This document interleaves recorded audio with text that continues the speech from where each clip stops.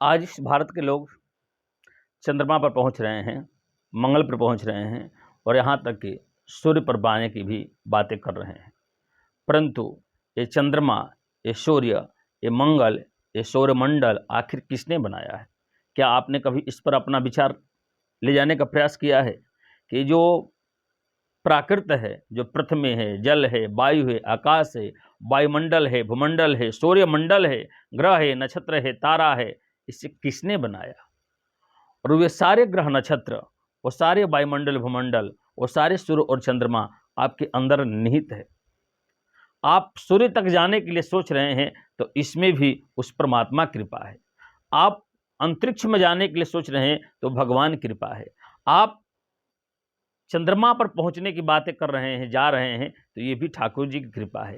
ये मैं अपने मन से नहीं कह रहा हूँ। आज आप देखिए, हमारे देश के इसरो के बड़े बड़े वैज्ञानिक, यहाँ तक इसरो के जो चीफ है सोमनाथ जी, उन्होंने भी चंद्रयान लॉन्च करने से पहले भगवान तिरुपति के दरबार में पहुँचे और आज सूर्यान लॉन्च हो रहा है तो भी वो भगवान के दरबार में पहुँचे। इस भारत के लोग पूछते हैं कि ये तो आस्था का विषय हो गया, तो वैज्ञानिकों को भगवान के दरबार में नहीं जाना चाहिए। देखिए, कहते हैं कि बिनु हरि कृपा तीर्ण नहीं डोला।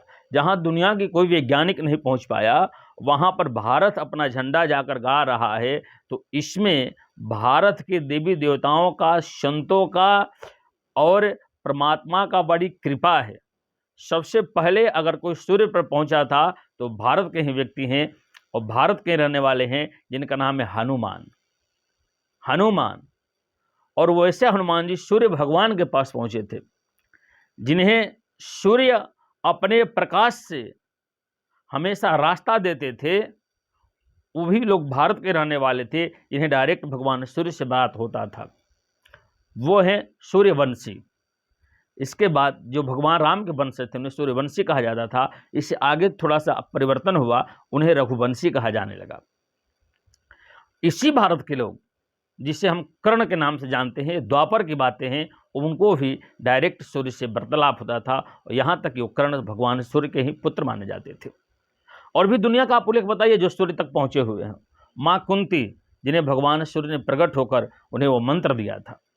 तो सूर्य तक पहुँचने का जो क्रिया है वो भारत है और सूर्य तक भारत पहुँच सकता है। रही बात चंद्रमा की, तो चंद्रमा पर भी दुनिया के बहुत सारे देश पहुंचने का प्रयास कर रहे थे लेकिन नहीं पहुंचे। दक्षिणी ध्रुव पर हमारा देश का विक्रम लैंडर लैंड किया और वहां पर पहुंचा। इसमें भगवान की बड़ी कृपा है।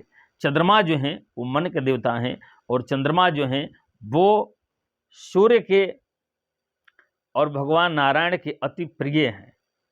सूर्य के भी प्रिय हैं और भगवान नारायण के भी प्रिय हैं, क्योंकि भगवान नारायण को एक नेत्र को सूर्य कहा जाता है और एक नेत्र को चंद्रमा कहा जाता है। तो जब भारत के लोग चंद्रमा तक पहुंच गए हैं तो उनका सूर्य मिशन भी सक्सेसफुल होगा।